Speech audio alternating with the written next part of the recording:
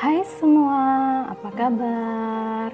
Semoga kalian semuanya dalam keadaan baik dan sehat ya. Jadi kali ini aku mau bikin roti gabin isi telur daun bawang yang rasanya itu sedep banget, mirip rasa ayam ya. Jadi ini cocok banget untuk kita sarapan pagi.